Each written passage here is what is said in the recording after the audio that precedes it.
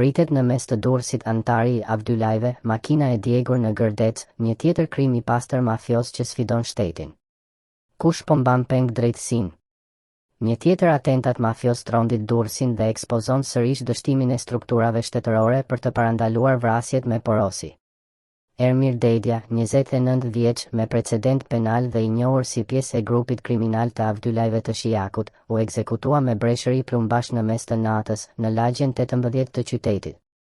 Vrasit që lëviznin me një automjet të bardhë tip Seat, hapën zjarr në rrugë të hapur dhe u larguan me qetësi për të djegur më pas makinën dhe armën e krimit në Gërdec. E gjithë skena, një manual klasik i mafjes moderne. Pyetja që lind është, ku ishte policia? Si është e mundur që një grup profesionistësh të arrijnë të ndjekin, ekzekutojnë dhe më pas të zhdukin provat pa asnjë pengesë në një nga qytetet më të mëdha të vendit? Pamjet e siguruara nga Report TV tregojnë 2 persona duke ikur me vrap nga vendi i ngjarjes, të tmerruar nga breshëria e Kalashnikovit.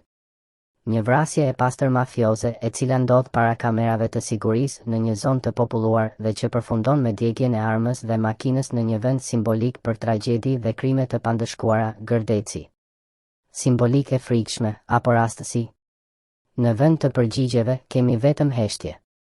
Hetuesit dyshojnë për prishje pazaresh droge, një skenar i zakonshëm, por nuk kanë asnjë të dyshuar.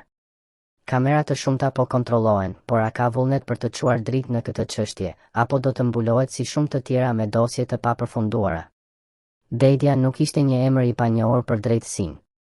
I arrestuar më parë për trafik droge dhe për krahje ndaj një autori plagosjeje, ai ishte pjesë e një rrethi të rrezikshëm kriminal.